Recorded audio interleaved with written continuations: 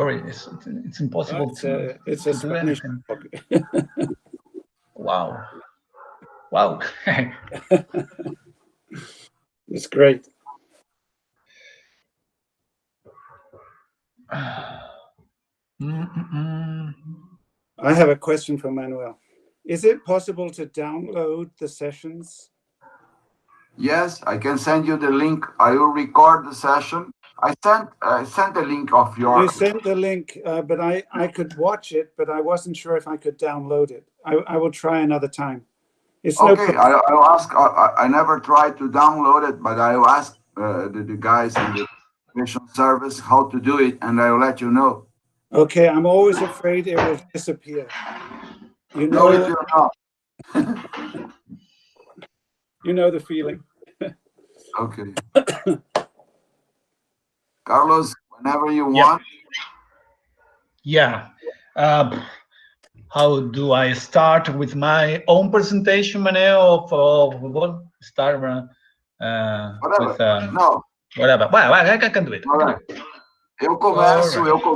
Eu começo, faço uma rápida apresentação e okay. Vai, beleza? Eu vou começar a gravação e aí a gente, beleza? Tá bom? Ok. Então, vamos lá. Vou começar aqui a gravação.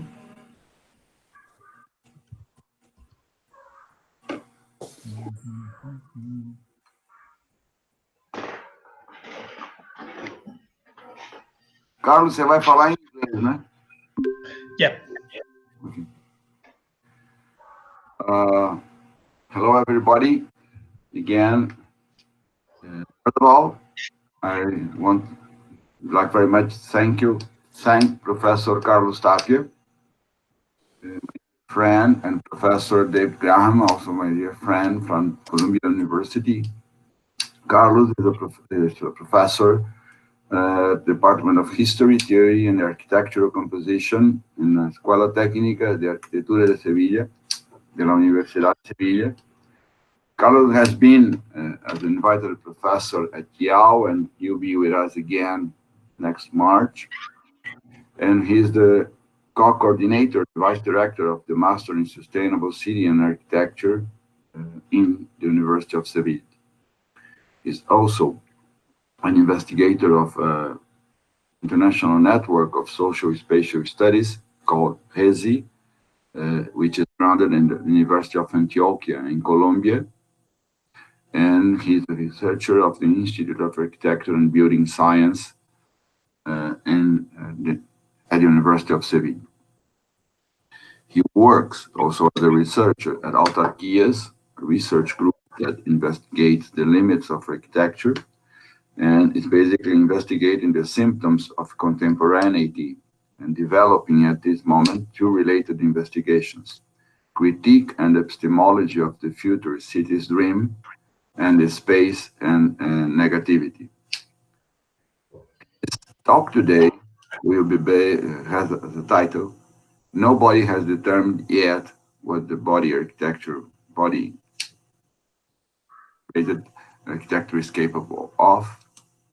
And well, I will not talk about the argument or the lecture, although I will leave it to Carlos. And just he sent to us a recommended reading that this text is uploaded in the drive of this class.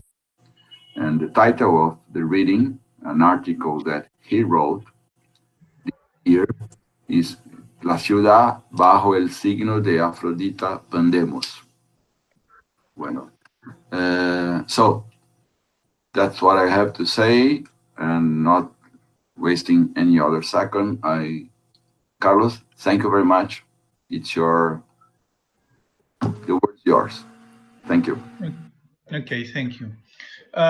My presentation today is a work in progress, and I would like to present just a few ideas and provoke a debate at the end of my presentation. So it will be, I hope so, not a long presentation, but at the end I have 13 slides with shorter videos, trying to remember what is the problem we are trying to discuss in this seminar, the idea of the post-COVID situation, which is for me problematic, even in the very moment we pronounce the prefix post.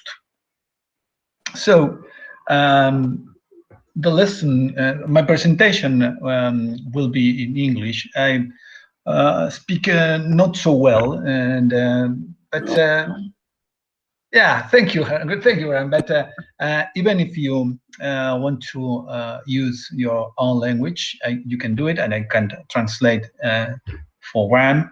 And but for sure, as I realized in the last session with Professor Ram Shane, you speak English, all of you, very well, so we can use that language. But in the very moment you need to some more explanation, I can do it in your own language, even my own language.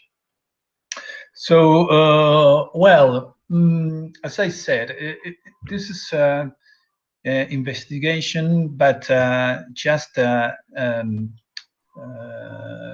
did it by the inspiration of this seminar. The idea is to publish in a month in a journal entitled "The Sick Life." It's interesting because this journal is trying to make a reverse of the situation. It's not the people which is under the disease, but the life itself and the city itself, which are sick. So the idea is to put on the table the relationship between the bodies and the architecture, because as I said, also the relationship, the use of the word post, the prefix word, is not for me good to a diagnosis of our time.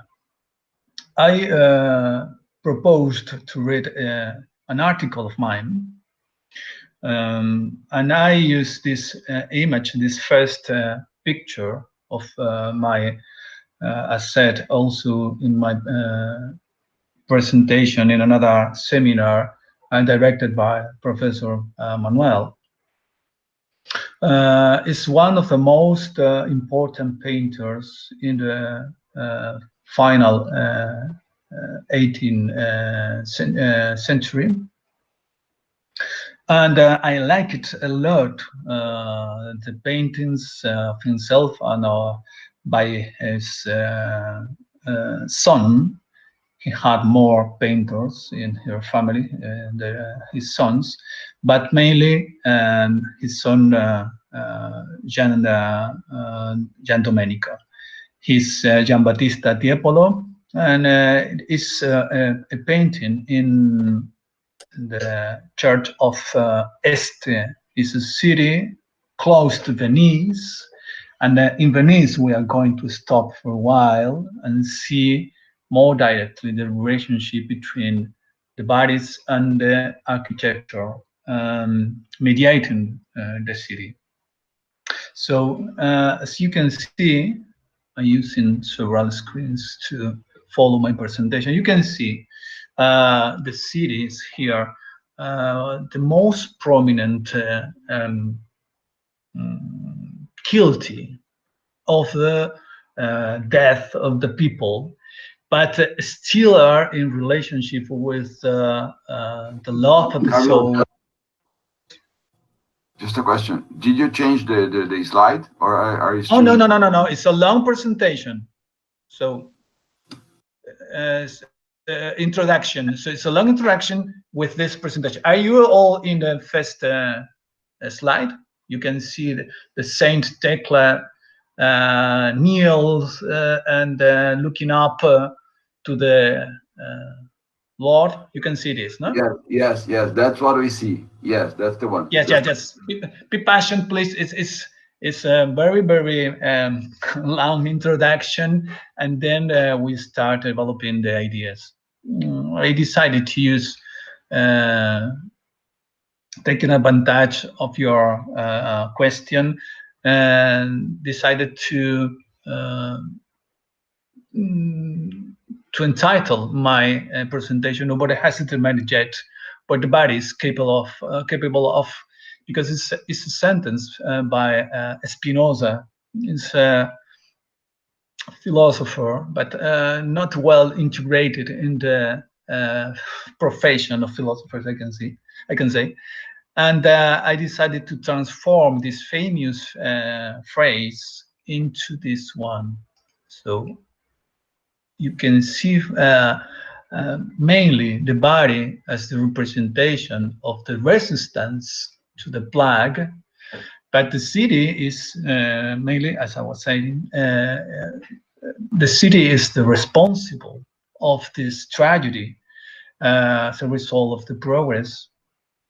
You can see how the dark waters are on the bottom of the image, woman dead with a child over her, and a man on the bottom right with the nose trying to not be affected, contaminated by the virus.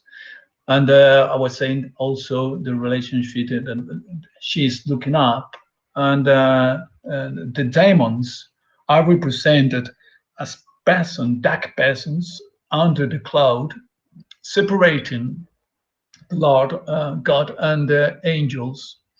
So for me, in this is a preparatory drawing, very, very illustrating the idea of the components of the problem, how to situate the body, the city architecture, the progress,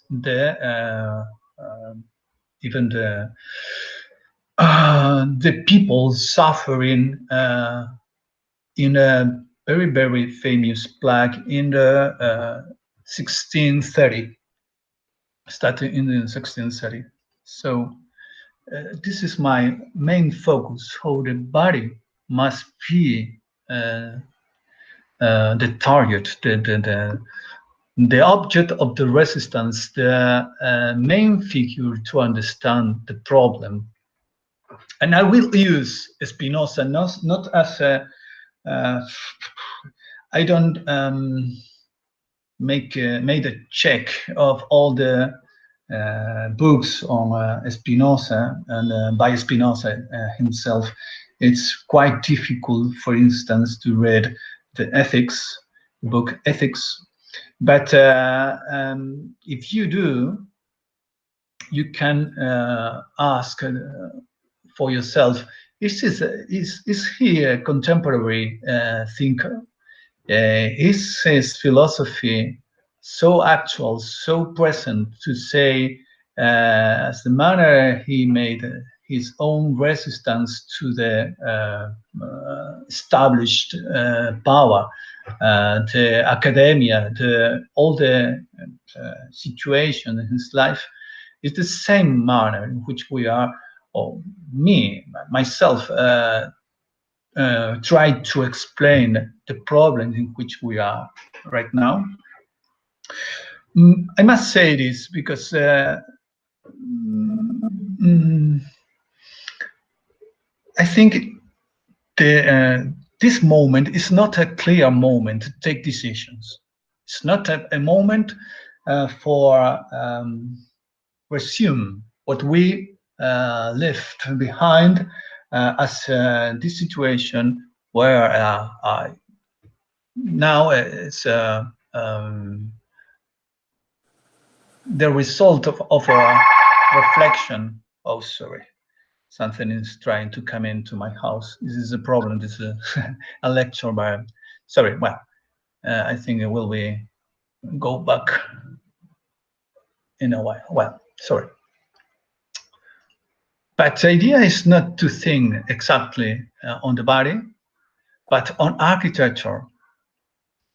So the idea is to present the relationship between bodies and architecture in a short presentation, trying to explain the relationship between. Oh, sorry. May I open the door? Sorry, it's just a moment.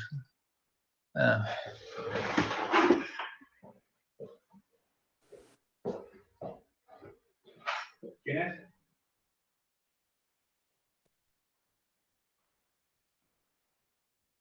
¿Quién es? Ah, ¿lo puede dejar ahí que estoy invitado a una conferencia? Un momento, por favor.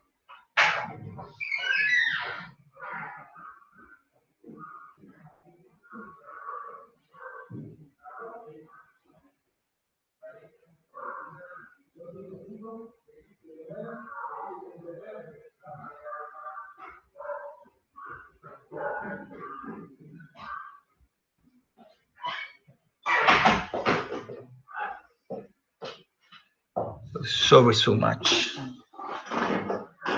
So,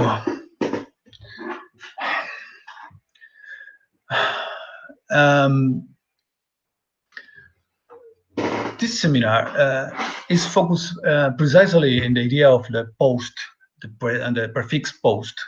And I think the prefix post is not a good idea to present the situation. So I decided to use Spinoza's term to make the same thing he did in his philosophy, not as an analysis, but a synthesis. This is the idea of my presentation. So not as causes, but the result, the effects of the problems, to make a composition of the situation, and then try to decide how to do. For this presentation, I try to erase the word post, and instead to speak about evolving COVID lessons. And please pay attention on this sentence. What will survive? Things that don't make sense yet have been around for a very, very long time. I'm not going to say the author of this sentence for a while. In a moment, I will say. But this idea of things not well conceived yet is around us, are around us for a long time, and live with us. So I divided in several steps, as you can figure out on stairs, and think about how to go ahead, go forward. Not exactly going up every step, but going up and then going 2 steps down and going 2 up and so on.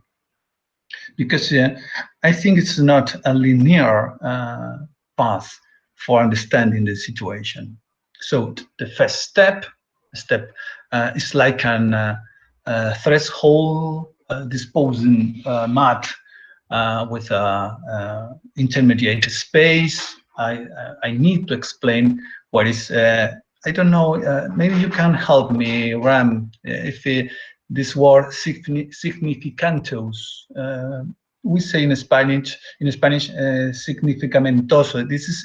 It's a word that doesn't exist, but you can say it's too much significant, and we say this word to express how to put apart this term, but it's useful in another way. The second step is a step to go up, using the term by Spinoza and thinking about the contemporaneity of these terms. The step 2 is kind of reminder But what were we talking about? The step 3 is instead a review, not a reminder. What we were talking about. It's an affirmation. The step 2 was a question. A step beyond a reckoning. Some things compound different things, actually.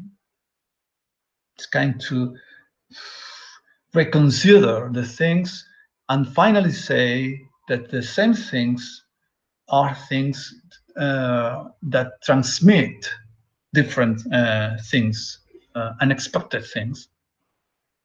And finally, but not at the conclusion, because we are not in the moment to say this is the moment to go ahead, the pandemic moment. It's not a step, it's a stop. As we were in the landing of a staircase, and then you must take breath, because you must remember you wear a mask. But this mask is not only kind of garment, but we all must reconsider our own preconceptions. This idea using Spinoza.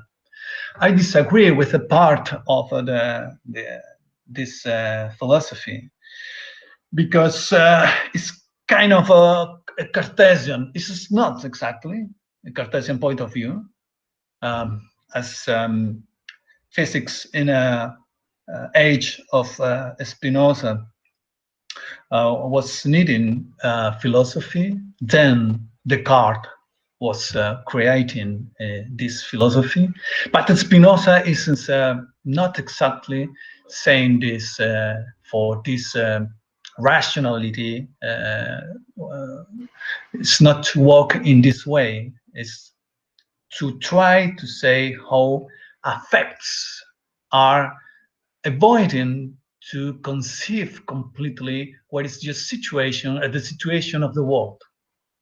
So I disagree a little bit against the affects, but you can recognize immediately how Deleuze is influenced by the Spinoza's thought.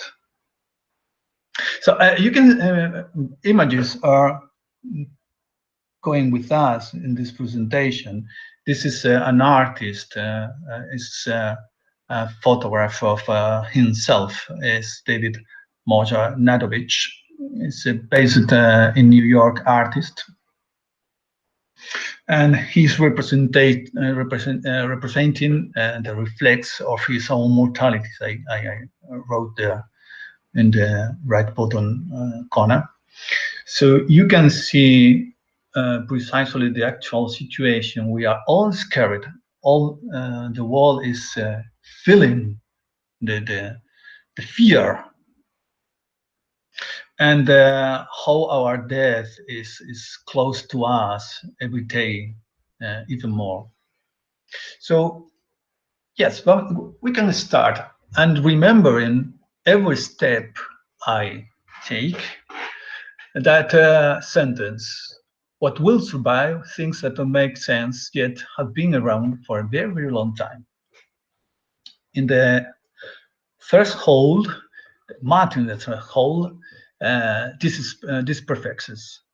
For instance, to recognize as symptoms, the idea of postmodern symptoms, because as you remember, in the 80s, still the idea of how to, well, Charles Jens, for instance, wanting to separate himself, his trajectory, his track in architecture and theory in architecture, saying that he was a late modernist architect, but not a postmodernist architect. This is subtle difference, not as such a subtle because the differences were so high, but you can see how the same thing at the end of the world maintains one idea of belongings, but the suffix, the prefix is saying what is the difference. For instance, Todorov, the historian, was saying, no, we are in an ultra-modernity. For instance, here in a Latin context, Rodriguez Magda was saying, no, we are in a trans-modernity. Lyotard was saying, as a maximum representative of the postmodern theory, was saying, using post as the more important context to relate, to narrate the moment. So you have something as an impulse to go beyond, and an inescapable same thing. This is the way in which I understand. Lucretius was saying everything is always the same. You remember, even a song is in your mind. You can remember saying something like this: "It's always the same. It's always the same." As a symptom, also we live as a well-considered moment, the accelerated times, not well finished yet, not lent enough, not well assumed these times as epoge. It's a seizure, a cesura in Spanish and in Portuguese. In the mental idea of history as a continuity. What is epoge for Greeks? What is a moment to put your thought in a parenthesis? This is in a detentions. You must stop because you must put a suspension of the thought. And this very moment, you can go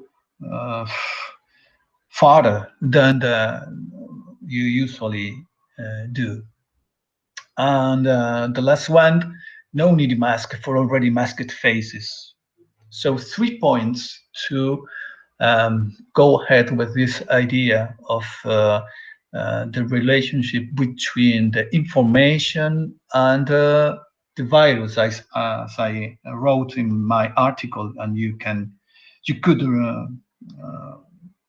read my article before the previous days to this presentation. So in a mud, in a threshold, like in a space separated of the main space, you can think about belonging to a track of the history, and this history must be shortened, cut as a continuity. This is the idea in which I agree with Spinoza. The moment in which you must stop is the very moment of the thought.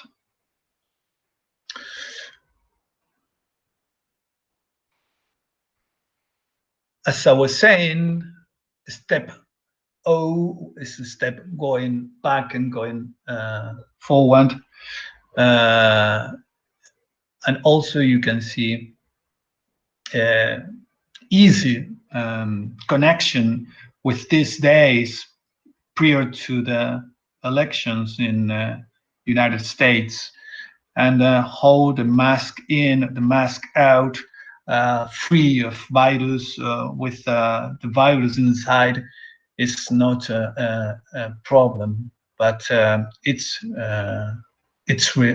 really actually it's a problem, because many people dead, but also because all depends on the stability of the leaders of the world. So I think the Time magazine was here very, very precise with the drawing smoking virus in the White House. This is a cover in the 19th of October in this month.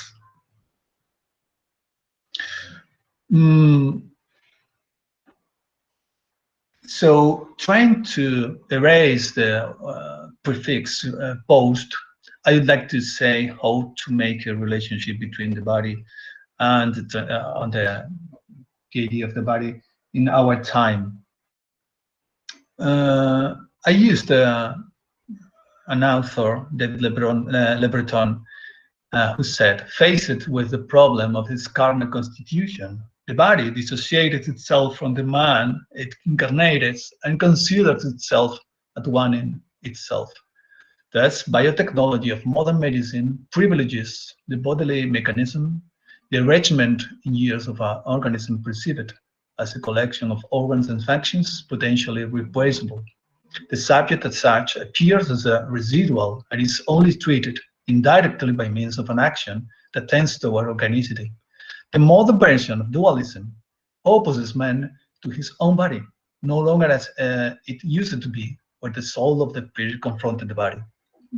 You can remember now my first image, the painting of Tiepolo Father, and you can see all the connections with this form of maintaining the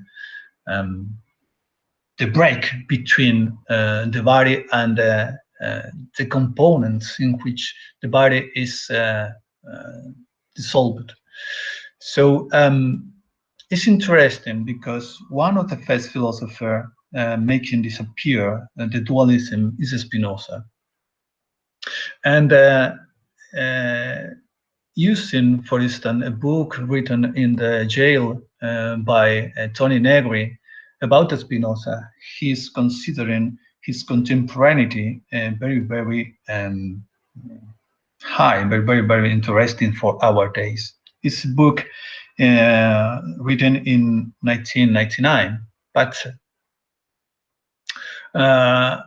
I think that most of the thing in which Negri is based on, I think, are very, very interesting for understanding the situation. I would like to use, maybe a philosopher could say in this method is not accurate to maintain the idea of Spinoza. Yes, I know. But in some way, I try to follow a path made by him to connect my ideas, and I will do using oppositions, dualisms, body in front of being, usually translated by man, body against architecture, life against form, and trying to see in a very, very quick review of two no more examples in the modernity in architecture, in the modernism in architecture, we can make a reminder that the mission of architecture is still in the same way, but at the same time, it is not in the same way. And point beyond is, as I said, the ethics, joining to politics and metaphysics in Spinoza, where Spinoza develops a peculiar conception of freedom as a self-consciousness, liberating from the drive of life. He used the term conatus, which is a vital potential as natural beings. And I put there, as you can read, a kind of mask, reading as current problems today. In the age of typologies, you must remember Spinoza shares time with Descartes, and then the organization of everything was a priority. We can say today we go to solve the problems inside a recognition of a typology. And Spinoza rejected not only this kind of typology in his age, but all kind of typologies. For instance, to belong to the academy, projecting to stay in a university, for instance, or how to disagree with the mainstream forces in this time. And a later aspect, the new materialism expressed by Negri in this book I mentioned before. So this is the idea to maintain in my following slides the as you will going to will go to see you will see in a moment. You can see the contrast between two things at the same time, as referring as a part of our time or not. Well, going to the point, the step one is the relationship between body and architecture. You all remember what was our mission as architecture, and you can maybe not as trying it in Europe, but for us in Europe, this was a famous picture by Guy Rottier, used to explain in a magazine the form in which the Unité d'Habitation de Marseille had kind of behavior as a human body, with pipes and structures, the strength conducted to the soil immediately, and the functions and all the stories you remember inside. You can find shops and kindergartens and so on, and facilities on the top, on the roof. And you can see this definition not well defined in the history of architecture. You can remember, and I put here a quotation of Giedion, Spice, Time and Architecture. Remember that Wright's entire career was a struggle to express himself in what he called organic architecture, whatever that might be. Wright liked to walk in the shadow of this sensibility. But on January 25 in 1940, he gave a lecture at Jackson Hall in Boston and devoted his whole presentation to this problem of his life. He tried, through a kind of Socratic dialogue, tit for tat between himself and the public, to define it so that it was possible to apply it with words, that what he meant by organic architecture could only be revealed in his work. Around Giedion continues, around the beginning of the 20th century, Louis Sullivan, in his talk with an architect, tried to reach the true meaning of the word organic architecture by means of construct, examining what the word organic doesn't mean. As Sullivan said, organic means alive, it means development, pitiful it is in senselessness, functions without forms, force without details, without relation to the masses, and masses without relation to anything but senselessness. On this architecture, he added, it is not organic, it is becoming an inorganic. The organic meant for him the search for reality, and what I adore because I love the meaning of the life it represents, this aggregation of things into hands that the organic implies. In the case of Sullivan and Wright, it was a protest against the double personality, against the double culture, and it is identical to holding reality into hands, or to that evolution in which thought and sensibility come closer to coincidence. I was needing to go back to Le Corbusier. I was needing to maintain this idea of behavior, the architecture as a kind of organism. You must remember how in Urbanisme, the book by Le Corbusier, body vivisections, you can see the organs imitating the form in which metabolism in in the body is the same in the metabolism in the city. But I wonder if this metaphor still survive among us. Yes, I know all of you are saying no, not. It is not time to maintain this argument, but you must remember how the metaphor between body and architecture is entangled.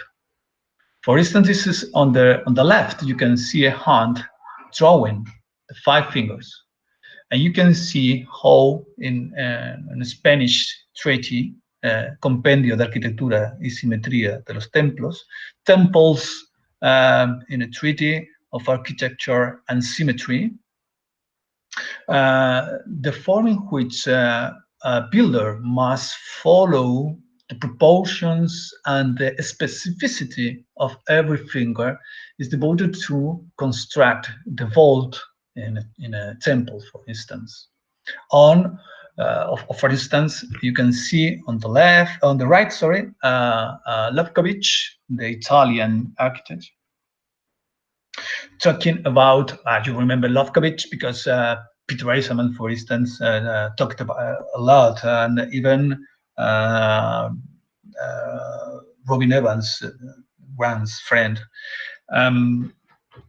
And then you can see how everybody represents a form of understanding and age and architecture in it.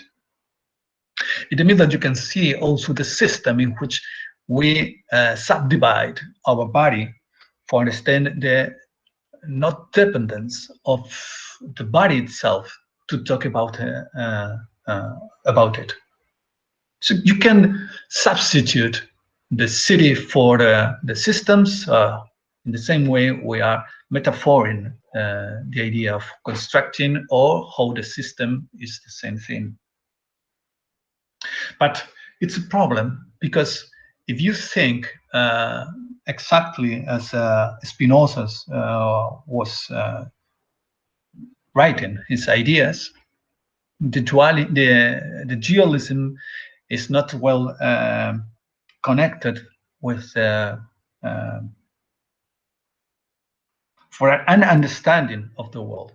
I use this comparison so much with my students when I talk about the life and the forms, because humanism along the time expresses its conviction in human life forms, and it's a relationship between what is the true and the components of the historical forms. Instead, Nietzsche, faced with the fallacy that goes from history to truth, and he's very confident to substitute the dualism and instead talk about life itself. Look at the right picture. You can see the Vesalius representation of the body, the Humani Corporis Fabrica, and you can see how the contrast is also with architecture. You can see the same thing, how the bolts, the pillars, the resistance structure is in the same way, the form in which the body appears. But in Chinese culture, look at please to the date in the 14th century, Washu is a doctor, is explaining how the body is not part components. Not too far. It's flux is a kind of stream, energy stream, and you can connect several parts of your body differently, connected by some dots, which to put your point and your affect to the body, or control or heal the body. It's curious because at this time, Chinese people believing in this kind of form of understanding their body, hasn't a word for, say, muscle. There's not muscle for Chinese body, for the mentality of these people. Muscle is an imposition to understand the body scientifically. So, in fact, we decided to put apart the body and talk about this thing.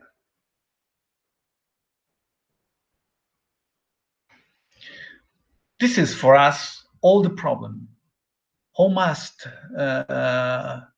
we represent the problem as smoke in the White House, as everything is connected by the icon of this new and permanent form in our lives. It's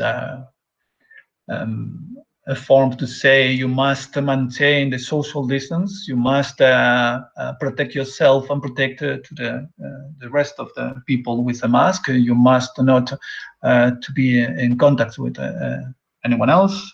You must is connected by this figure. And this is a problem because I think when you are talking about the body, you are not talking about the body. You talk about something like a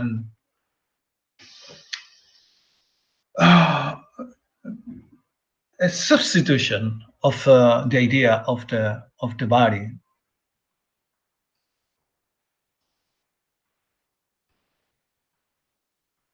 And the dualism between body and being is crucial for me for understand how we are not prepared enough to understand the situation, and we also must create metaphors or donate for understanding the problem as a being itself. But the virus is not a being itself. It's a kind of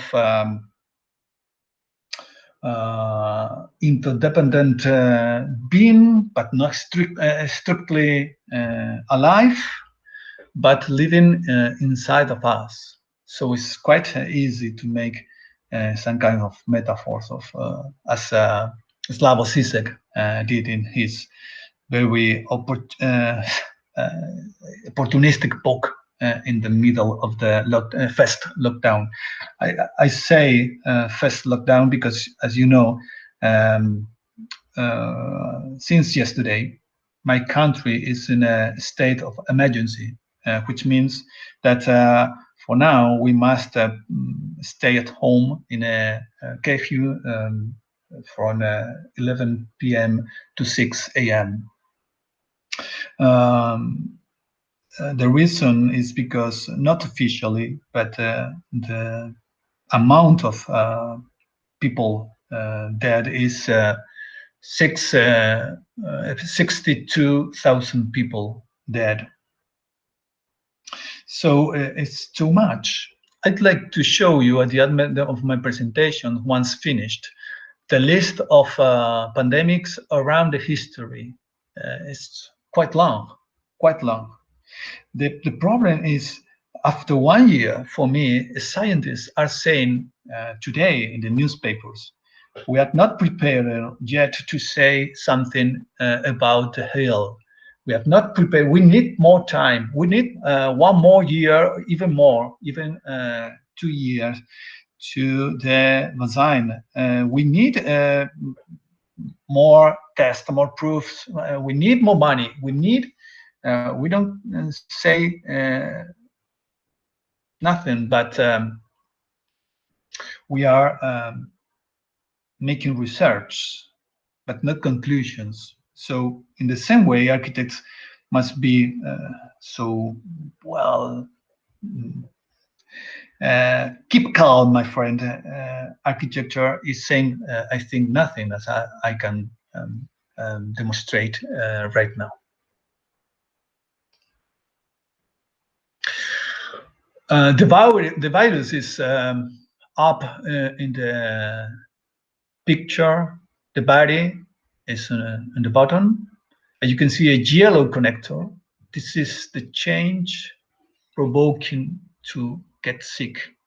This is a tiny connection, but this is the gate open to the coronavirus to go in, to come in our body. So all the problem is to not talk about the bodies, the people suffering in hospitals, but how to explain the mechanism of life. This is a dualism. And I think there is a relationship between form and life, as everyone knows. This is a tiny part of a genome code of the coronavirus. And you can see how the form is entangled and forms separated and divided forms. This is a long chain. And Chinese and scientists at the beginning of the pandemic made first image of the code with more than 30,000 letters. You remember Gattaca? You remember the code? And 30,000 letters are a lot to for decoding the genome of because the problem is not the genome, as you know, but the sequences in which part of the ARN are not following the path, but jumping from one part to another, making connection, unexpected connection. So you must make sequences of that virus to finally decide how to find the heal. But the form is related with the idea of life and how to learn about it, and then how to translate into not metaphor things to understand the human body in this context. And a reminder, because I wouldn't like to lose my argument. This is a recent film, a movie by a photographer in Venice, published in Design Boom, all this website. And this is what he presented to the world after suffering the virus in his own body.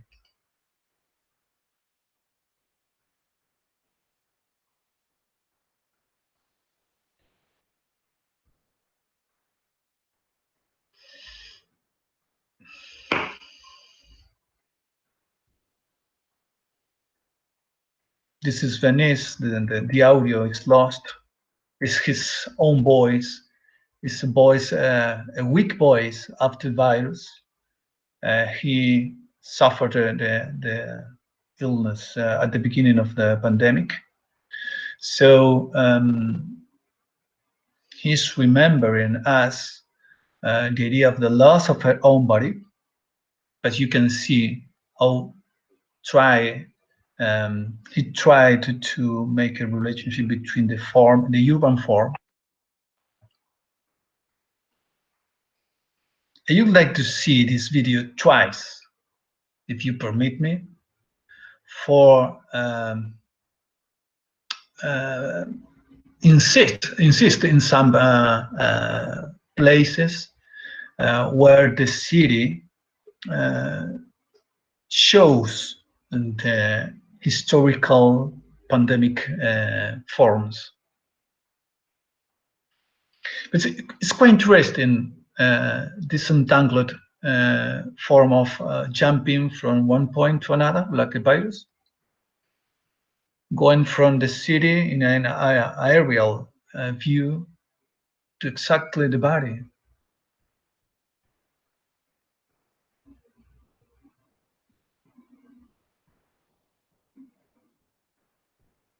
the tragic thing, I was alone.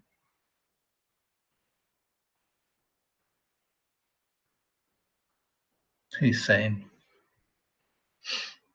And you can see the fragmented town.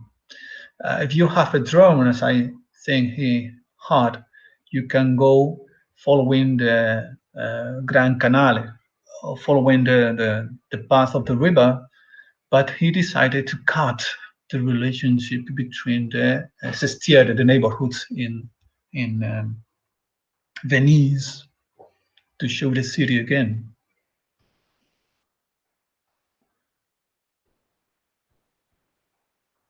It's 6 minutes long, so it's not so long.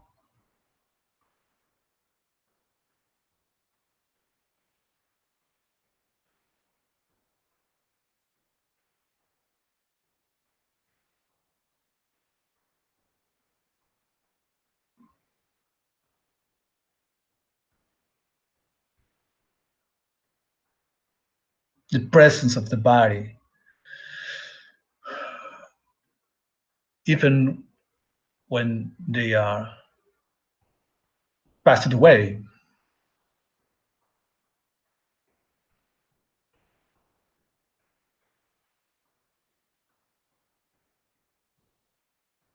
The famous curve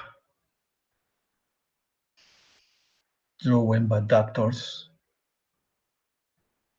bodies, bodies, bodies, and city. Return to the city.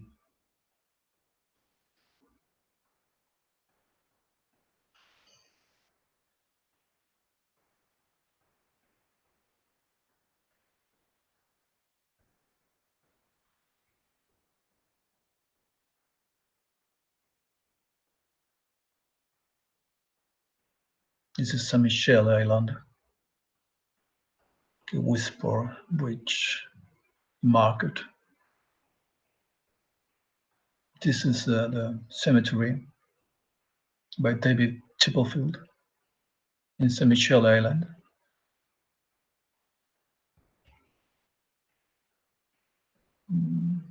This is I think this is not. This is maybe another island. And let's go up again to see towers, all the former hospitals, institutions, hiding how the city is devoted to the plague, to the bubonic pest, and how it depends. The body depends on the larger structure belonging to not only the city, but beyond, to the constitution of the state and even democracy. And again, this is the idea to return to Spinoza's thought, how to determine how democracy is under the same control of our bodies. And you can see, for instance, if you'd let me instead to see twice, we can see, for instance, how churches, like, I don't know if you can see my pointer, but you can see the island of San Michele here. Torcello is this more or less that inside. Murano is close, is here. Sorry, no, it's in that way. Murano is Torcello is in that way, with a monastery in the Middle Ages, very, very important. And you can see churches, chiesas, it's a name in Italian. And you can see, for instance, in this side, right side of the canal, San Estae, which is a church very important in this sestiere, because in this sestiere, for all the burials in the main plague of the city in the 1630 were forbidden and put outside the city, in a new city. For instance, when the Napoleonic army went there, decided to refill 2 islands in this part in San Michele and connect both, and make a big cemetery, put in the city of dead outside. It's a reverse of the city. It's a French hygienistic idea, which is very, very important in Paris, for instance, to understand how the churches are not permitting the burials in here and in its own space. And for instance, many churches ought to put up the floor, the soil, to cover the burials and the difference between the floor in the canal and inside the churches are quite different. This is the reason why many stairs are there. And Jesuiti, I think, is this one is famous because San Ignacio Loyola was there, and many paintings are inside many of these churches. You can see here San Marco Campanile, and the bolts outside you can see on the left of the Campanile. All devoted to be thankful about the control of the plague, even before the plague was controlled. So the city is a reflection, and Ram knows very well these things. The churches and the distribution of the city, and even here, if you look at on the left. This is the Sestiere Canareggio. Canareggio is the area in which Le Corbusier was committed to construct the Venice hospital in the 50s, in the last century.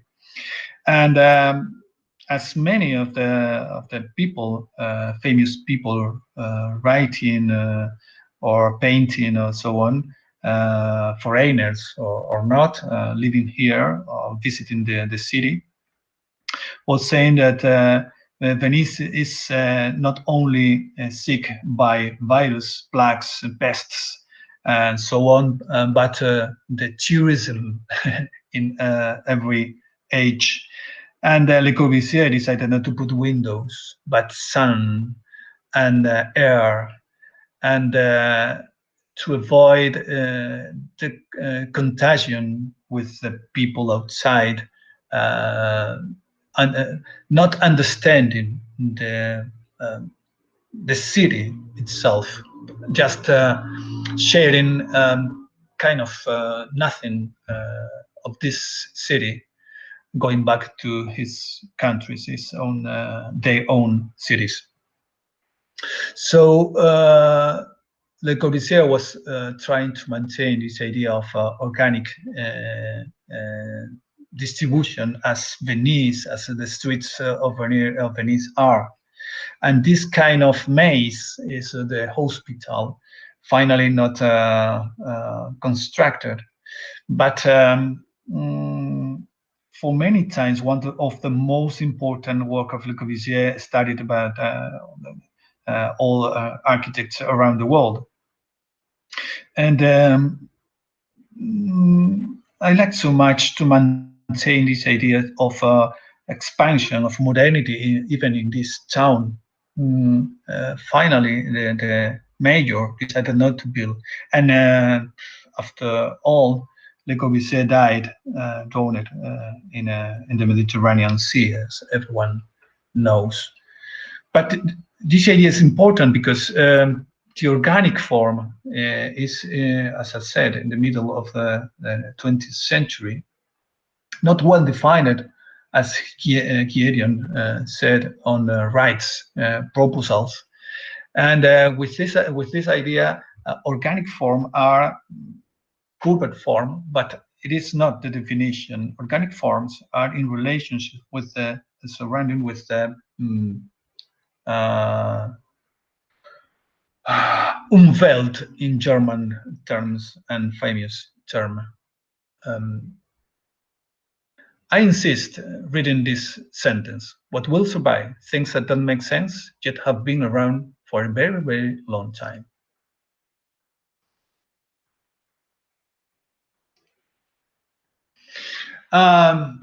But in fact, what we were talking about is about this kind of things, biopolitics, for instance, and an example, in order to not insist so much.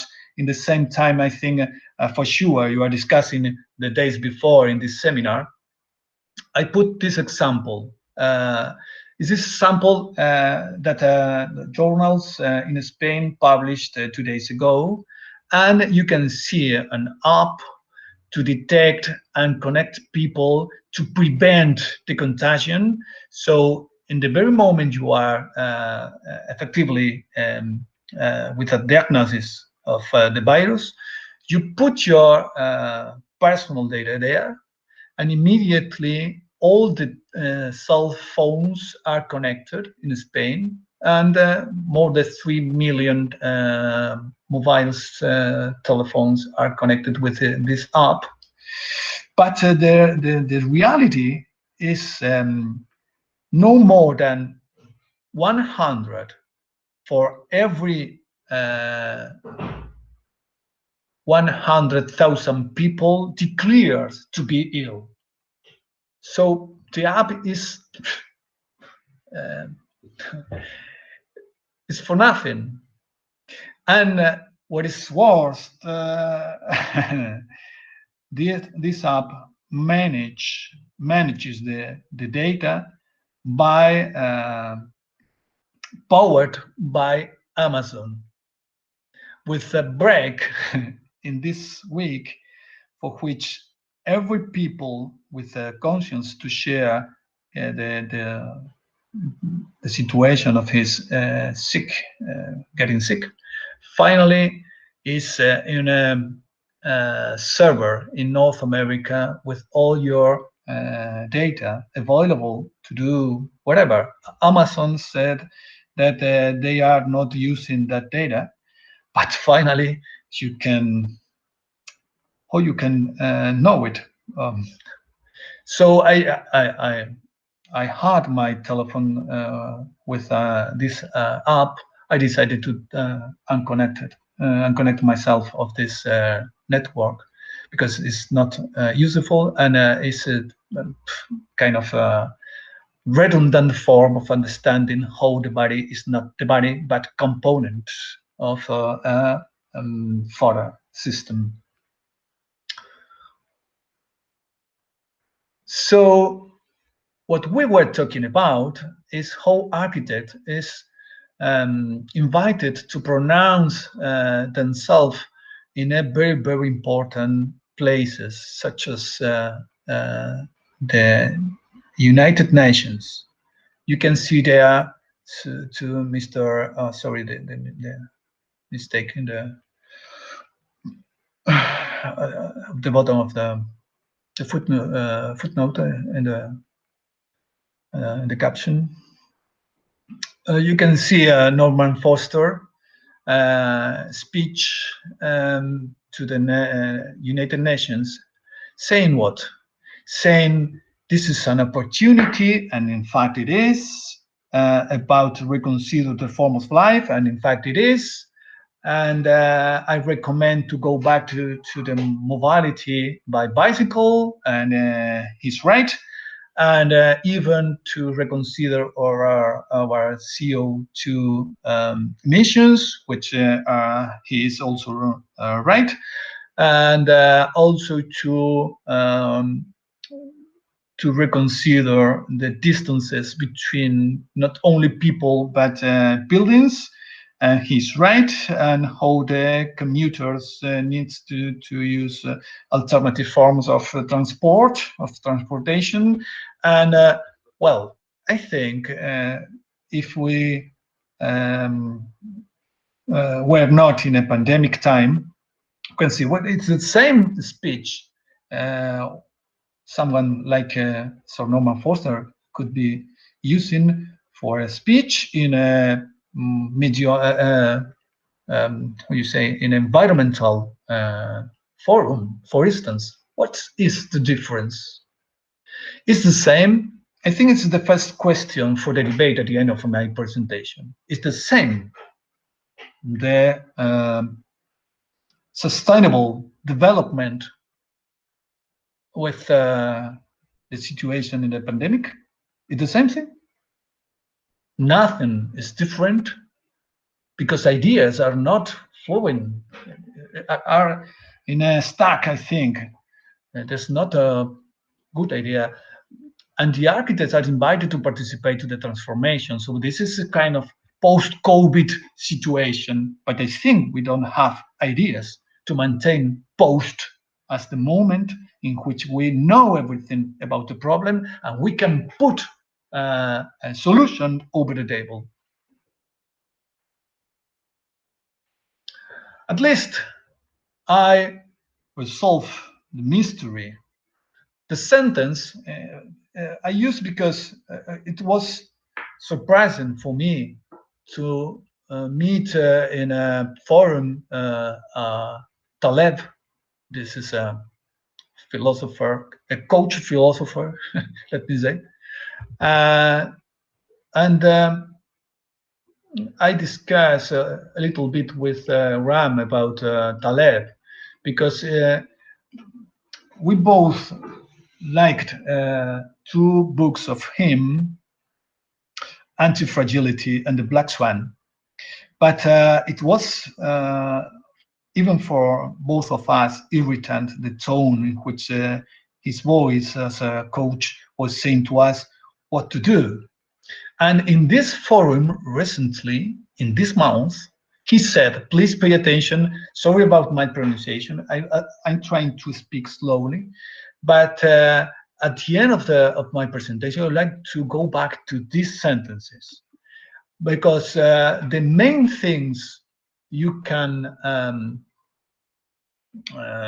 say Taleb pronounced in this forum was, where there are two kinds of people. There are two kinds of people. People who, when they hear that there's a problem, they go into the basement, start crying, have an emotional support group, do some praying, oh Lord, please help me, and wait for the government to save them. But others who take their fate in their own hands and try to say, hey, life gave me a lemon, let me make lemonade out of it. This is the best way to react to a crisis. This is one of the pills he put over the table, Taleb. What do you think? Do you agree? Do you agree? Not to cry, but to act? Well. Go a little bit beyond. Another sentence. There are ways you can be ahead. You just have to fight on adapting to the pandemic, he said. For instance, Taleb gave examples of a gym owner pivoting to installing home gyms. For instance, another person, a waiter, making more money as a delivery driver. Taleb doesn't speak about if by Amazon or by Uber, but Professor Manuel can say something about this. Another pill, I use the word pill because in Spanish it's something short, an apotegma. It's something like a piton, quite very, very heavily said, but very, very short. The next one is capitalism is a wonderful mechanism to convert individual human greed into collective virtue. So while it's okay. The next one, governments are good at doing things that look important, but are not necessarily effective. Yes, well, problematic, isn't it? For instance, he said it's not good to belong to NGOs. These millennials think that joining an NGO is a great way to save the world. And then I say, no, instead, start a company. That's how you improve mankind. I was trying to speak about humanity in 3, 4, 5 slides before, and he say, no, a company is equivalent to speak about and put clear what is mankind. We did not pull 2 billion people out of poverty thanks to NGOs and bureaucrats. We pulled them out thanks to capitalism by generating economic growth. Well, I agree in part with him, but in the form in which he is talking about, I'm not sure at all. So I think it's good for the discussion at the end of my presentation to put this not aside, but at the center of the problem. And the last one, if a soldier can fail without any shame to the country, we should interpret the failure of entrepreneurs as something that is helping the planet. It doesn't matter, it's my own words. It doesn't matter if an entrepreneur fails. It doesn't matter because it's like a soldier is accomplishing his duty. So we need to encourage entrepreneurs and remove the stigma of failure. So this is idea, and this is idea because the sentence said by Nassim Nicholas Taleb was said in October 2011, but the present in media, in journals, in books, newspapers, and so on is so high. So many informations are presenting us problems like masks. And returning to Spinoza, the idea of conatus, trying to discover what the human being is at the end, you can put your face in front of the mirror and try to put aside in this time, your own mask. We have a lot of them. And for instance, in the election in the United States now, the fight is with information. And you can say something if you want to do it, Ram. Well, reckoning, the same things compound different things, actually. I like so much this image. I was trained with this image. The most of my generation, and my generation is at the end of the 20th century. This is a work of made by Big Boyd and Jan Duike in Holland, in Dutch architects. And how modernity, in Anglo-Saxon terms, not for us, modernism, are saying to the rest of the world how architecture is accomplishing a plan, how transparency, how horizontality, how the path, the ways, the 5 points of the modernity in Corbu's works are describing forms to save life. This is a sanatorium. If you remember, this is a huge project, not only this building, but the entire plot with many hectares,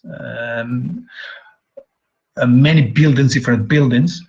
And for us in my latitude, to construct with this kind of windows, transparency, glass are complicated. But we absorbed this strength and this presence and this image as this image, this project, this architecture, this work were ours. But in relation with Taleb, you remember the form in which this project was built. Remember, this is an association of workers. Workers working on polished diamonds. And for that reason, many of them must to make this association to protect themselves. How? Making an association for healing. This is to say, I am a worker polishing diamonds. The dust goes directly to my lungs and I get sick. So a good idea is to collect all this dust, copper dust, and even diamond dust, and sell to the industry to make not a waste, but a new product to improve how to polish again diamonds. So the change maintains itself in this way. I'm a worker working on polishing diamonds. I get sick, and by this reason, I get money for the with the waste of this production.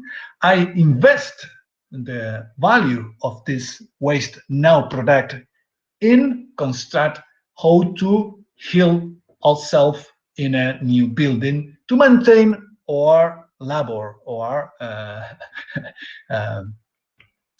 place for working. So this is a cycle. In the middle, we are saying, no, we must maintain entrepreneurs. I think it's a good idea in these workers to make this association for healing. But I think it was better not to maintain breathing this dust, but another thing to do, and even not walking in a not safe walk, I think. What do you think? Because we learn a lot, but with this mask. This is, for instance, what we learned here in Spain not so long after this beautiful, fantastic architecture for our imaginary as architects, as modern architects. This is a plan for Barcelona. And this is exactly what Sir Norman Foster was saying. Sun, transparency, air, fresh air, distance, public space, and so on and so on. It's the same thing. What's new for us in this very moment? Is architecture ready to say something in the main forums around the world? Are societies confident with the role of an architect to say something, to save life, to reconduct the idea of architecture as we know it, or maintaining the same idea of architecture, waiting only for to recover our own life, or former life? The same? Nothing to say? Well, if we have nothing to say, it's better to be confident in another one, but not in architecture.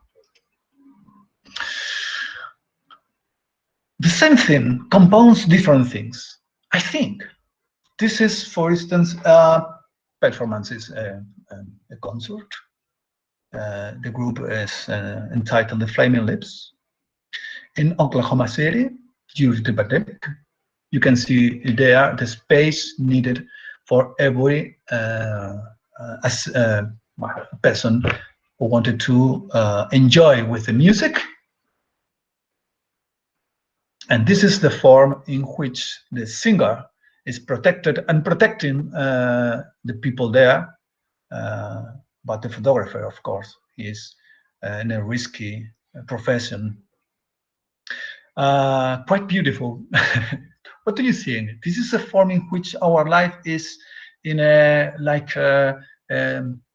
still frame, the stop time, because I think this is not a moment to say this is definitively what we are needing to solve the problem. And I was laughing myself when I saw this picture, because here the guitar player is protected, is doubled protected with a mask and in a bubble. This is like a Sloterdijk theory, but with impossible connected, because the tangency is impossible to break. So no contamination at all, and double protection. Maybe thinking about how the virus is mutating inside the bubble. I don't know, but it's ridiculous to think. Well, maybe it's a teacher saying something like a demonstration of behavior. I don't know, but I think it's too much for me. For instance, this kind of proposals. This is experimental mat on the floor and the exit of the Central Station Rotterdam railway station.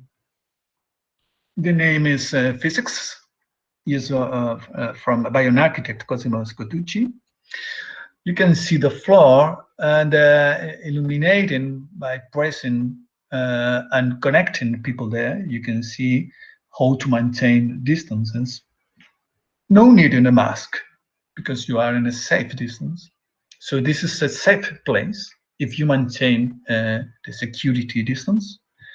And I think it's kind of, please, architect, be a, how you say when you are in the winter and you are a bear, you put in your cave and go to sleep. Please, architect, go to sleep to the next spring and say something interesting for solve the situation. But this kind of things is to maintain something speaking without nothing to say. Or how, as Taleb said, the problem is must become an opportunity. This is an old missile vault converted into a refuge-style residences. You remember how the shelter in the Cold War was very, very famous, and many magazines in architecture were publishing this idea to preserve life inside a bunker. Well, you can make a refurbishing with all missile installations and put inside people safe of virus in these bargain condos, $1.3 million to start. And this is inside, not so good. What do you think?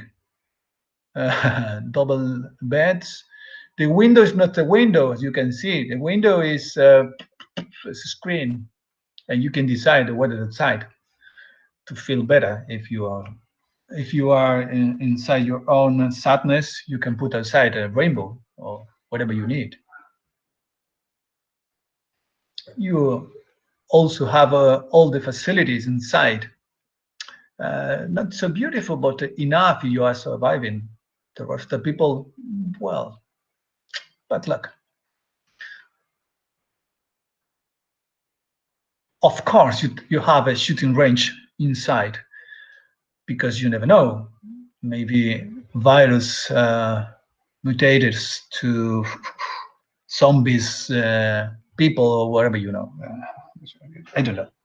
But I think it's not good to show these examples, because it's frivolous to the rest of the people to think about how people dies, how city shows the history, and how we know in the history don't make a cut, a cesura, to stop and then to think more profoundly.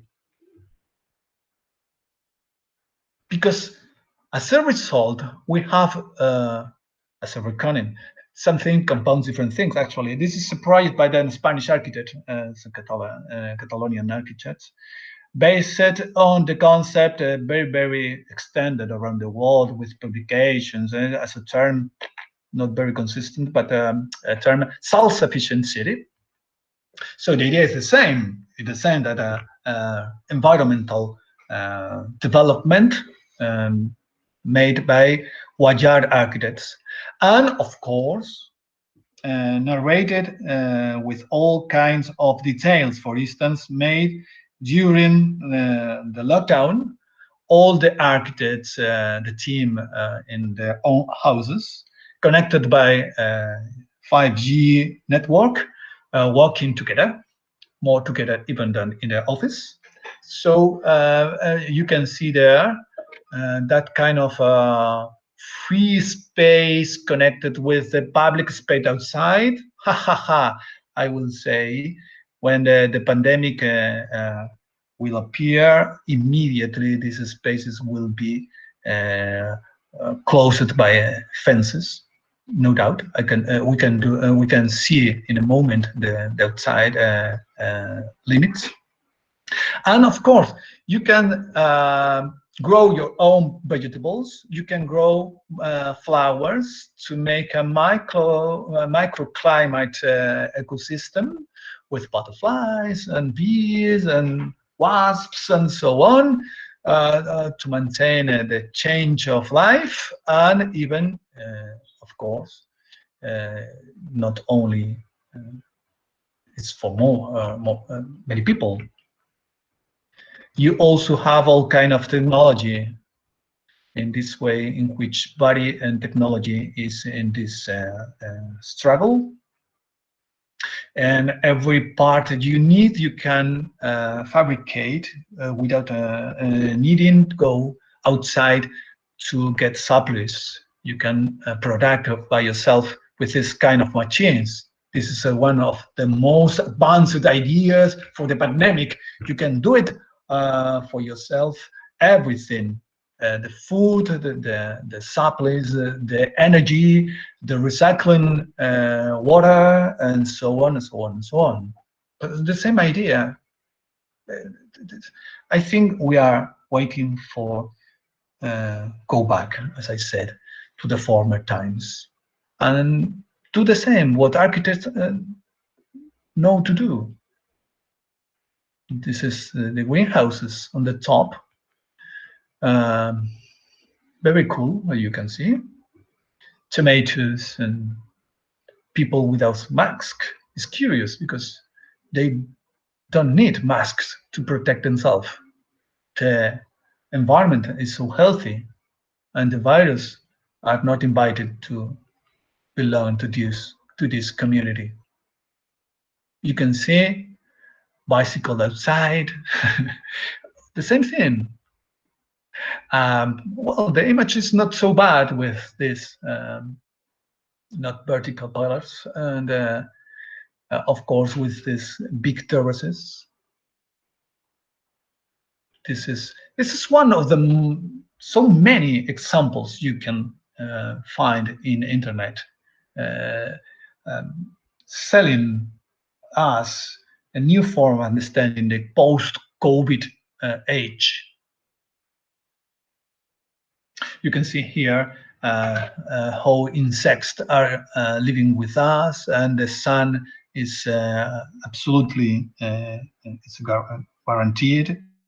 And people, if need to be in a lockdown again, can be connected by one balcony to the other, as Italian people showed us in the pandemic times, in the worst part of the pandemic in Italy, singing and sharing dialogues, or here in Spain, making applause, clapping to the medical staff every 8 p.m.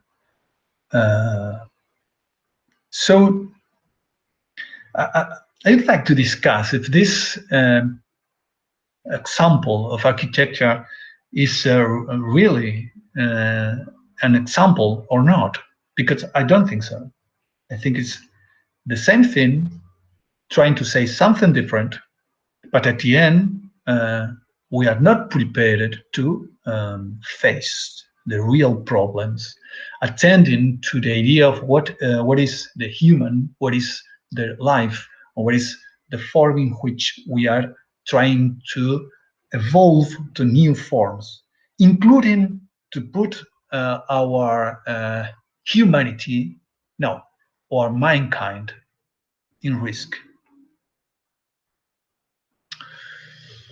So here you have more images in a bucolic form of understanding life.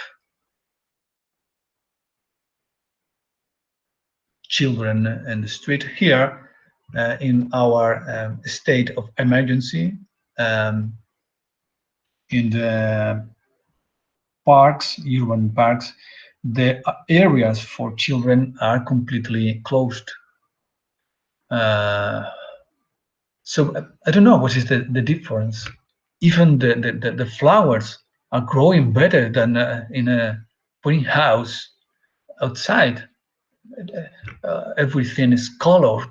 Everything. I think maintaining the idea of utopia as a modern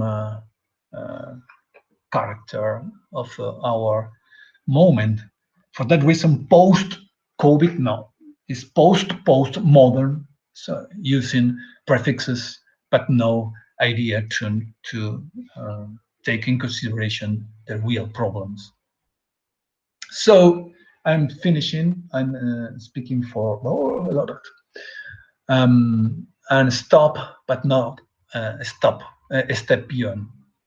I would like to stop to think, even in this way, which is a landing over the staircase. You know, this is the space rules in urban construction said to us that you can not go up directly by stairs so many meters. You must put for the cause of the fire, put landings, and there you must take breath, try to understand, and understand also the mask you are wearing at this moment, not only physically, because this is a woman with this is the last slide, trying to having tried to be a kind of to provoke disagree with some of my ideas to feel we are all in the landing of the staircase and discuss about these problems. And this woman closeted for too many days, as we did. But in this case, with the private immunity system. So after the lockdown, so many days inside his home, he wanted to visit to her daughter living in another country. She wanted to go from the United States to Canada, and the airline said, this is a problem, security problem. You must put your mask off. And she said, you are putting in a risk my life, and you are saying not the same to the rest of the passengers in this aircraft. They are all with a mask, and I have a mask showing my entire face. The rest of the people not. This dispositive, this device, is provided with a battery for 2 hours with special filters. and light, and controlling most of the main air gases to get a good air.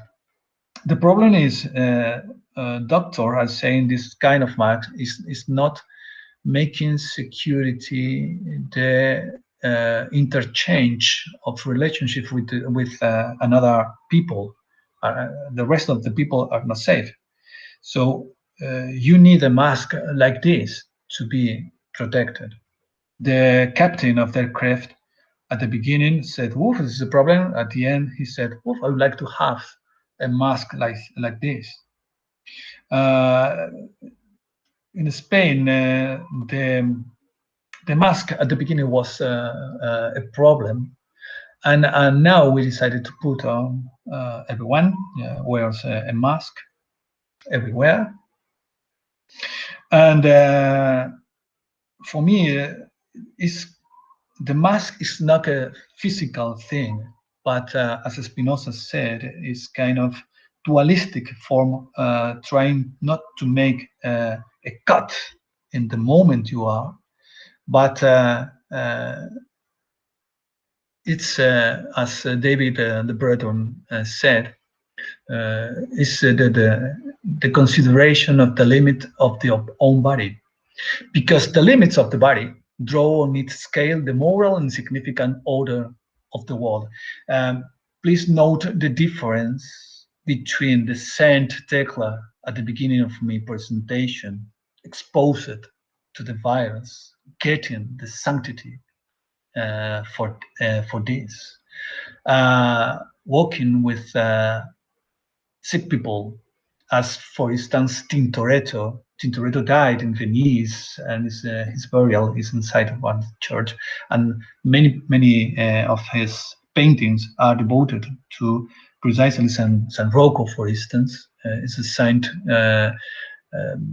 kind of doctor around illness, and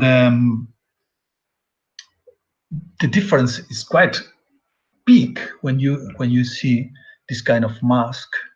This the attribute in Santa Tecla is different, because she had a kind of garment to protect the blood and the rest of the things that the body expels when you are sick. Remember, the plague of bubonic pest give you horrible pains. Your muscles are completely deformed. You try to put your body in impossible positions to control the pain, and this is the position Tintoretto's better kept to represent the moment of the illness. But the difference here is so much. It's important, because you can see relaxed. She got to see to her daughter, and for me, it's to think about the body needs another way of thinking, as Le Breton said, of thinking the world and the social bond. As a disorder introduced in the configuration of the body is a disorder introduced in the coherence of the world. So I try to put architecture instead of the body in the sentence of Spinoza. But I think we must consider as architects how the body is in the world, to understand how our profession must lead the next year, before saying we are in a post-COVID age. So it's all. Thanks so much. Sorry about my English, but I wanted to share this time with all of you, and this is the language, the common language among us. So, well, Mane, how I can go back to the... You did already. You are already Okay. back. Okay. without sharing the screen. Okay. Too long, my name. I think I wanted to be not so long, but at the end, almost 2 hours. It's too much. Sorry, so much. 1 hour and 40. And with this interruption of the man in my door, sorry so much. That's part of daily life. Yeah, We cannot control. the post-COVID life. Yeah. Cloistered in our houses. Okay. So let's see what people want to say. I don't know, Graham or anybody else. If, some comments. I have some, but Yeah. Did you like the Photographers movie? yes. With this part with the Venice aerial view and the bodies. For me, was if you see this movie, is quite sensitive and so on, because he's saying I'm not recovering a lot at all. I don't. I'm not confident to be recovered completely. The moment was terrible for me. I don't remember all the time. I was crying as a child. It's incredible in this thing, but related to architecture is focused to understand that the city is related to the body, and the body is the target to understand how to improve our profession. I think understanding what it represents. I think this is my position today. This is what I'm thinking in progress, as I said, to write in the next future.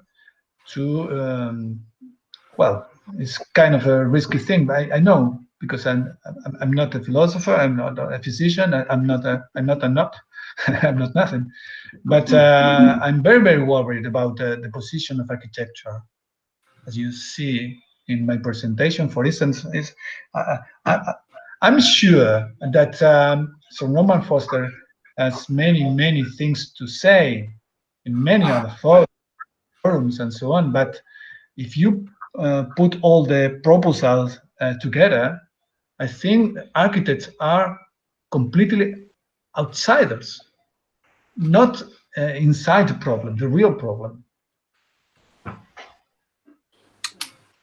No, it's interesting that that project that you use was in China, Yeah. Barcelona. Yep. And they can close each block. In China, they can seal each cell and have people on the gate and test and blah, da, da, da, da. And so maybe this utopic Siedlung form, I thought it was very interesting how you went from the Siedlung to spacing to the bubble at the end. It's quite beautiful. The Venice thing is so moving and so upsetting, the video. Yeah. Very, very powerful. And the contrast with the saint and her robes and the clouds above and the progress to heaven, you know. And of course, Venice with all its churches. It was amazing, amazing talk. But it is like, how is the body the key to the new future or the past? It's like I'm in isolation here, 7 months. I know. You know, and I think another 2 years. In reality, especially with the horrible business in this country, it's very sad. Incredible number of deaths per capita, way beyond even China, anywhere in the most wealthy country in the world. It's ridiculous. I was interested that, I don't know, you know that I love my apps. So I was interested that your app is useless. I'm sad for you. My friend in London, who is very vulnerable, the National Health Service in England, which has been defunded for years, has got an app that works on the National Health. And when you go in a place, you can track where you've been. And he was showing it to me just the other day. So it is possible. And when we talked about Singapore last time, that was something they were doing. And Bratton talks about that too. But I understand your Amazon resistance. It's okay. But it is really interesting that it's only these ginormous corporations and digital corporations really that have the capacity to track that the state, well, actually in America, the state has it, but it's only, they have so much information, they can't actually process it in time to be useful. So, you know, you're left with nothing really. Working with your friends, it's kind of a clan system gone back into the past. It's very, very weird. Like, who do you trust? Who can you be with? How can you eat together? Maybe outside, inside, so on. And it makes nonsense of all these schemes that we were looking at, if that's really how the future's going to be. Anyway, yeah. It was really, really interesting, and it's so sad in certain ways. I mean, for my generation, who was so hopeful after the Second World War, with modernism and a renewed modernism, to be, and Foster would be a little bit ahead of me down that drain pipe. To be in this situation is amazing, that modern science cannot deal with this. It does link to the expansion of our society into the environment where we're in touch with bats and viruses that for a long time we're not capable of dealing with. It's really quite amazing. I've been writing about Guangzhou, which is where SARS began. And there's these huge bat caves just across the river. And people, you know, it's where the virus lives down there. Anyway, I'll stop. But I love the thing. I mean, it's sort of sad that the workers' union response is... Did you know? Yes, Did you know it? I knew about the diamond workers. But, you know, I'm interested in diamonds, of course. Me too.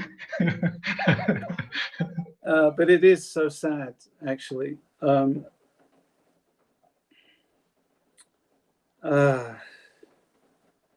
Yeah. Of course, well, I don't want to go there. And yeah, it's an amazing talk. It's really wonderful. And I didn't know that bit of Negri and how he loved Spinoza so much. So thank you for that. And the new materialism, that was also interesting. It's quite difficult to follow in the book of by Negri. It's quite difficult. I need more time to assume all the aspects. But I only have in Spanish the book. There's a whole, you know, I've been on the PhD from, this is more private conversation, from the ETH, but there's a whole feminist new materialism that's very powerful. And I don't know how it relates. That's a connection. Yeah, right. I'm more familiar with that. But it was a really beautiful talk. So what is the new metaphor that we are going to use?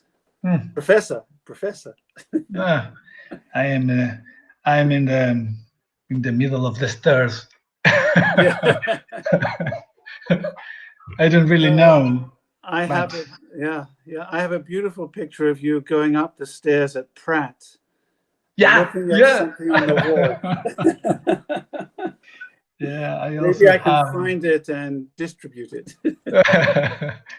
Yes, it's a quite interesting place like bullfighter put in the middle of the ring.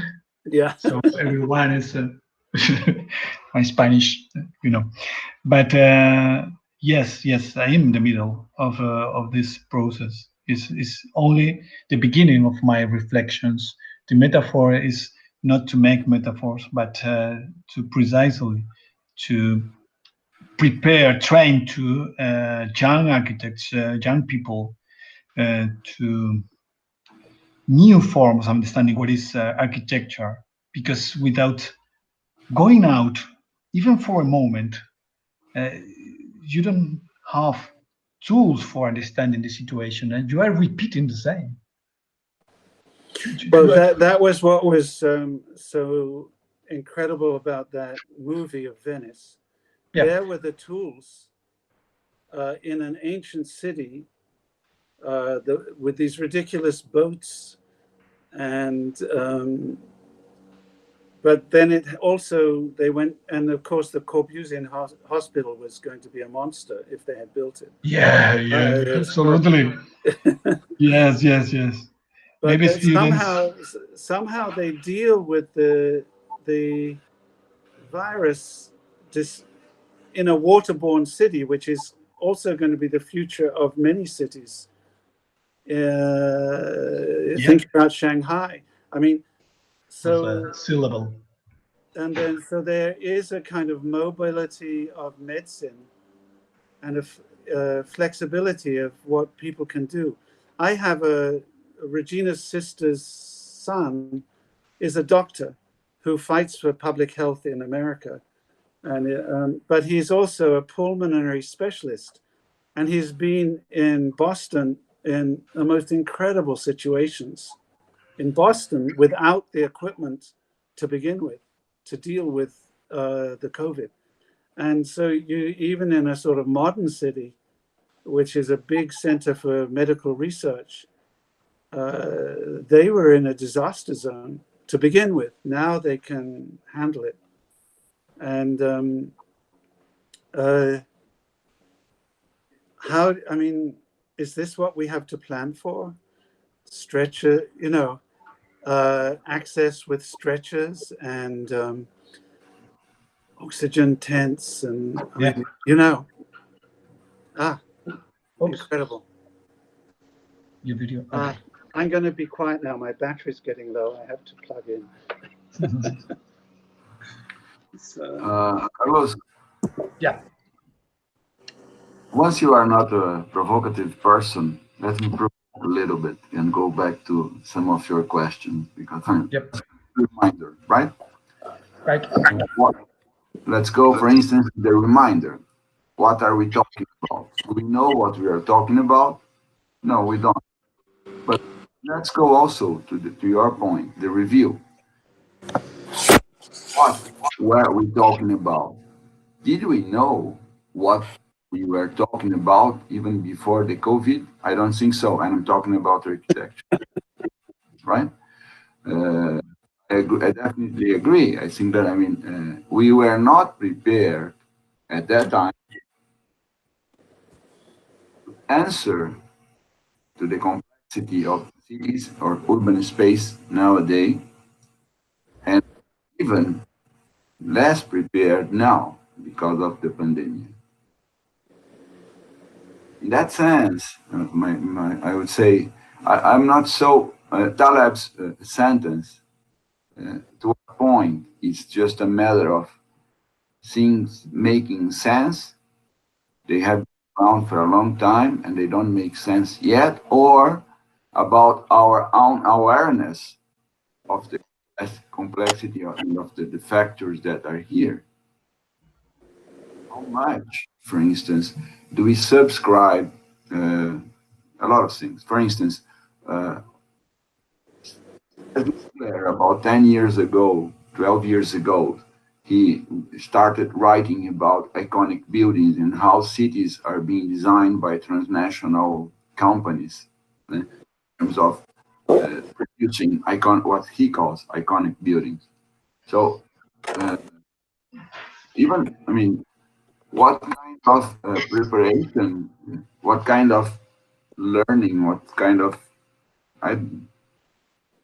not teaching, but in terms of the students, are we really doing? I know what you're saying, right? But I mean, in terms of what kind of teaching are we practicing? Forming people, where are we forming architects, or are we taming some people to develop or to design or to produce a certain architecture? In a way, I mean, it's our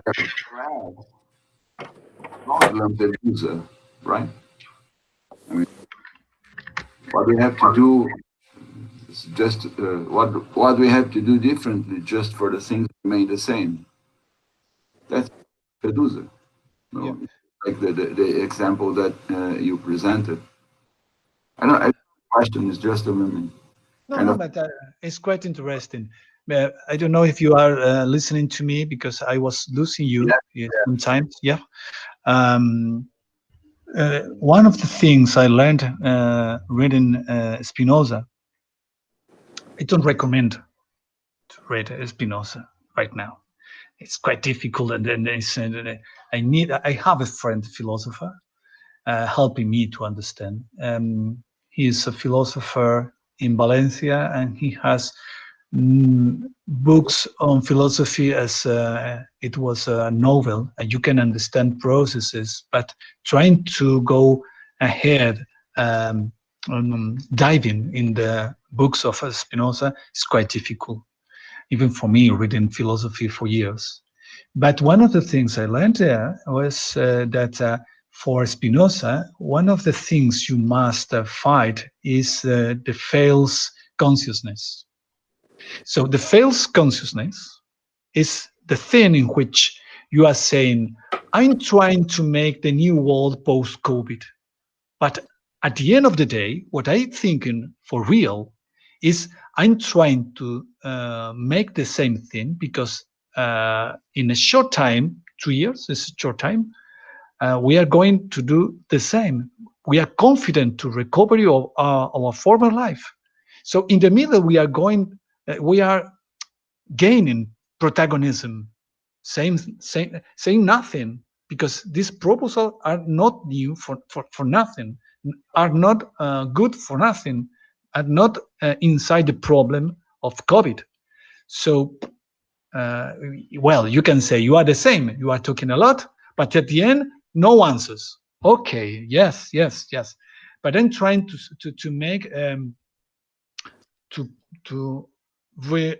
relocate the focus in a way, put your focus on the body, not on the forms, because are related. You can get the form across the bodies, but you must. How do you learn to your students about the bodies? There's no subjects in any school of architecture talking about the body directly, profoundly. But I think you can, in this moment, in this transition moment, whatever the end is, I don't know what is the end, but this is a transition. We can stop and say, this is the moment not to make project of COVID.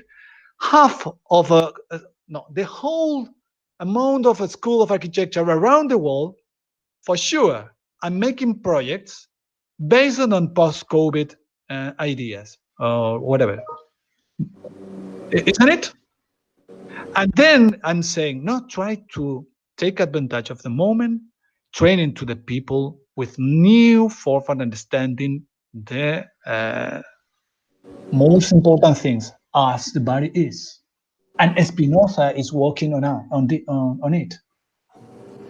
Yeah, but then I agree. But as you said, these are things that were already there. I mean, they are not new. They are not due to the COVID. I mean, I know. It's not easy. I have not responded at all, but I nobody think has.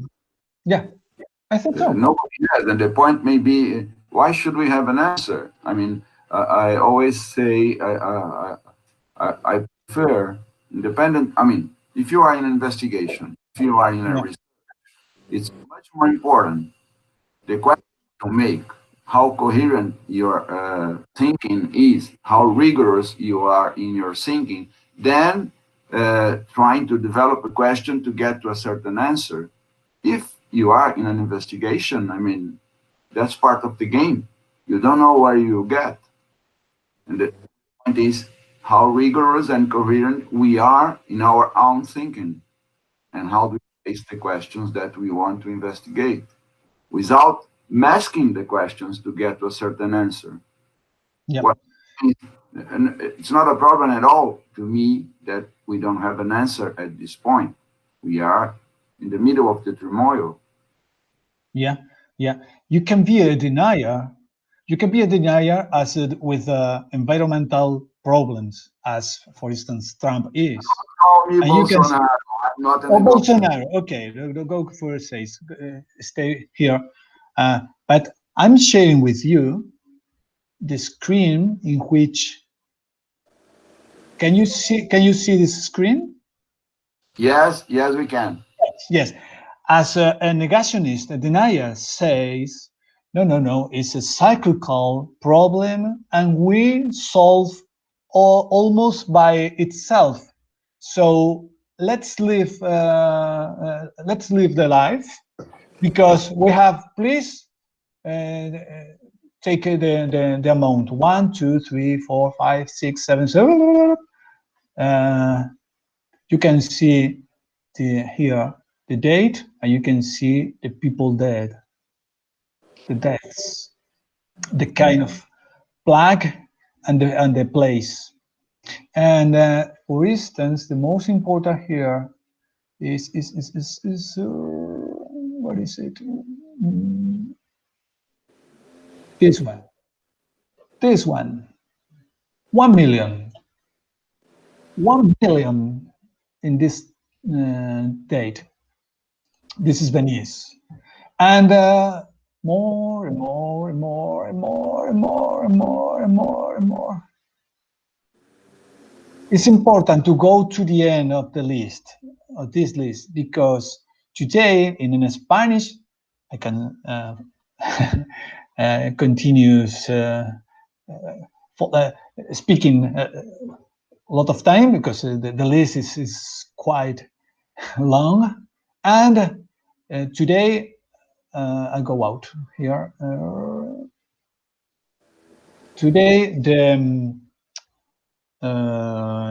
one of the most famous doctors, but in surgery in Spain, was saying, we learned nothing about COVID.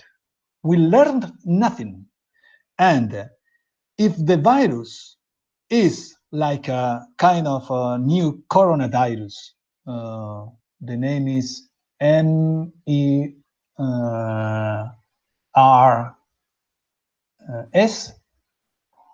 which is Middle East Respiratory Syndrome, with the rate of death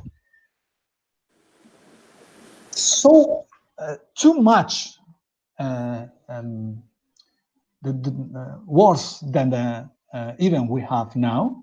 If the virus next time is a MERS and not a kind of COVID, then the problem is, and then why we are not preparing for a new generation of contagious, trying to say, this is a moment of transition, but not for the same exactly problem.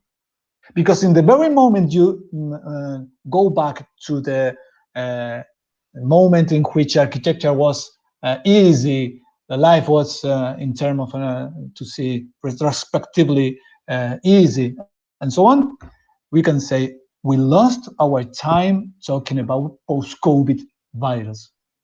It's not an event. It's the consequence of many things we must to put together, analyze, and then decide. Spinoza said, not analyze, to synthesize. to realize ourselves that the situation must be put together as effects, but not but concept, but as facts. And then trying not to be a professor as Descartes was and wanted to be.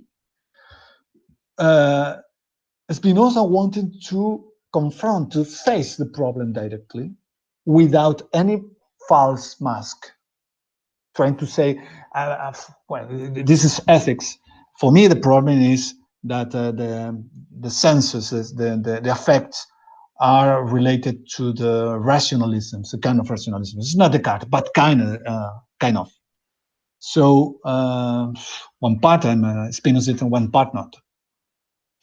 But this is the idea of my presentation. Don't.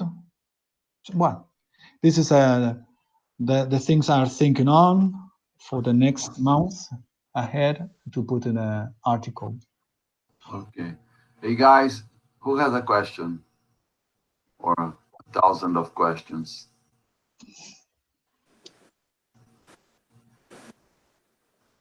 No questions? Carlos is so intimidating that there is no question.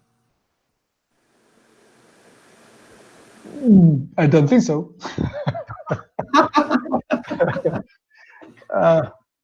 Well, I can ask. Yeah. So I've often thought about this. Like, before, it's so hard. Before COVID, when we would, you and I and other people, we would talk about the impact of climate change. Yep. We would talk. I went to a conference once for landscape at MIT, and I did a whole talk about planning for disaster and educating people to plan for failure of science and of, because of politics, blah, blah, blah, blah, you're not prepared. And so, and then in many talks that I did after Sandy, when New York was blacked out, the quickest response was people with mobile apps and so on. I'm not saying that's what, it was just that was how we responded to disaster and helped through digital communities to respond without the state. But of course, they had the corporation network of communication. So like, but I've never, and then when I was in MIT, I was saying, well, can you educate people to be ready for this kind of response? And of course, they looked at me like I was mad, which I am, of course, in thinking that you could make a curriculum for planning for disaster. I mean, you don't know what the disaster is going to be. So, of course, you can't. But then there are disaster planning courses down with, with United Nations and blah, blah, blah. And I'm sure the Army and various state organizations in America anyway come when everything breaks down and rescue you, like in New Orleans. It takes them about a week to arrive. You're lucky if you survive. So what can we do being Spinozian professors? Like professors without masks or with masks, I don't know, without illusion. That's really the beautiful thing that you're saying, that to not have the illusion or not to create the illusion, to break the illusion. So what do you do in your class? I mean, obviously you do the class that you just did, but then roll it over. What I suppose it becomes instrumental. What can we do? How do we teach? Manuel, what do you think? Wow. I think it's useful to maintain it. I think it's useful to maintain the idea that we are teachers, we are professors on the road, not permanently in the same track. Yes. But just for We conforming you. we are at sea. Yeah. I would say more. I would say that's a necessity, but not a necessity only as a professor, because you have the difference of the words. You know, professor is not a synonym for teachers. In Portuguese, we don't. We Okay. professors or the professores, but it's not. In English, we know that's not the same meaning. You know? And I see myself much more as a professor, that not in the sense that I am the one who have the knowledge. I am the is responsible and the only one who is capable of producing knowledge. Much on the contrary, right? I think that we mainly, I mean, not because of the hybrid teaching, online teaching, or whatever, but even before. I mean, just Francière, and Jacques Totot. That's it. I mean, you have to involve your students as also agents and agents capable of producing knowledge. Because a word that bothers me a lot is aluno in Portuguese. Aluno is without light. That's stupid. That, I mean, that's a word that is not more representative of the moment that we live in, but we still use it. We call them, even when they are in graduate programs. Just this weekend, I was reviewing the norms of the graduate school, and they were using the word aluno. And I said, wow, what the heck? Why don't we call them, instead of alumnus, graduate students? That's what they are. But, and I definitely agree with Carlos. I mean, we have to have an open mind. I mean, we need to understand, not like Lampedusa, we have to be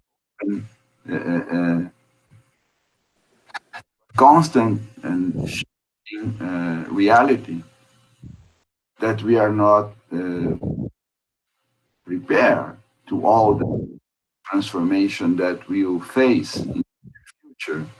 Nobody of us is 100% prepared to all these transformation.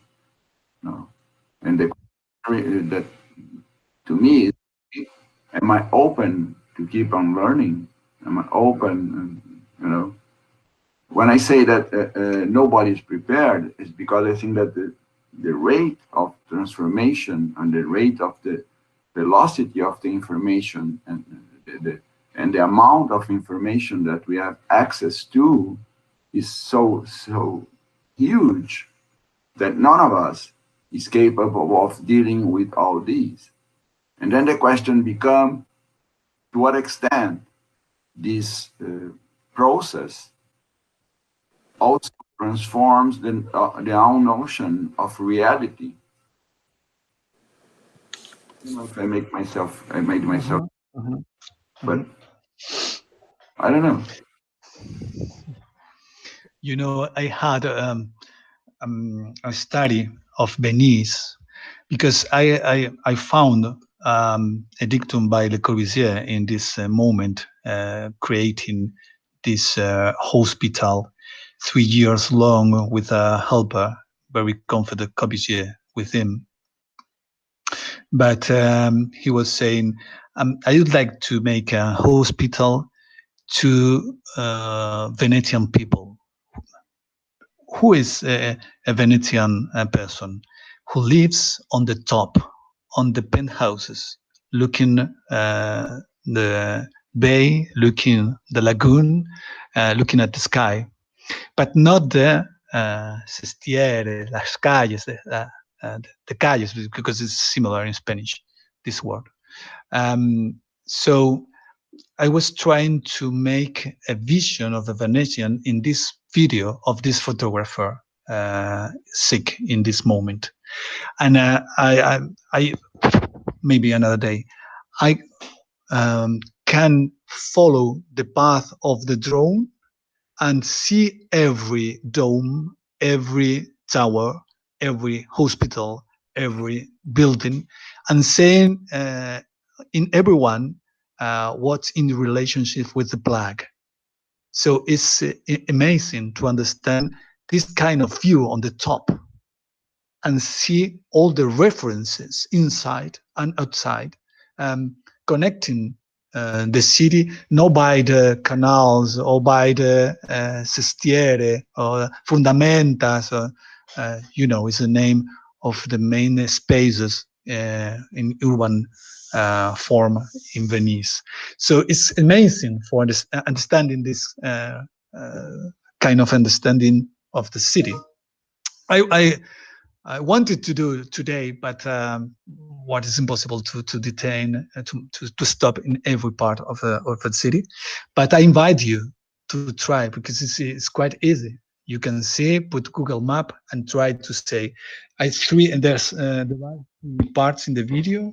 The first part with San Germia, the Madonna del Norte, Isola de San Michele, I Gesuiti, and at the other side is the Chiesa, the Church of San Stai. If you follow, you can see the Chiesa dei Carmini, the Angels San Raffaele, San Nicola e Tolentino, San Giacomo dell'Orio, San Stai, San Cassiano, San Marcos. All of them belongs to a view put inside, which is belonging to the Venetian people. So the top of the city is quite different from the bottom of the city. It's kind of the decision to put up the building over pilotis in the lagoon for the hospital. I invited you to see, for instance, the last videos reproducing a render of this project. If you don't know the project of a hospital by Le Corbusier, it's quite interesting, and to follow the carnets, how the letters he wrote at the moment and before died. So, well, another day. It's enough. Too much time talking. I was so worried about this presentation because it's especially for this session. It's new for you. So, well, I hope this presentation was enough for your expectations. Sure it was. And if you can, please do me a favor later. Send me the of your presentation. Sorry, I can't. I don't know. There are too many microphones open. I'm going to put out my. Let's see. Now it's better. I was just saying that if you could do as a favor and send me the PDF file of your presentation, then I will upload it to the drive of the students, right? Okay. I don't know if the English annotations are right. I find Ram, my English written in the presentation is okay.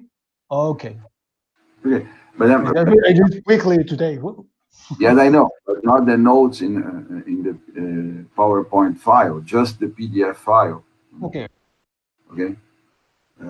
Great. Your English was fantastic. Thank you. You know it is not true, but no, it's amazing. Yeah. And how is your Portuguese? Do you speak some Portuguese? Eu falo.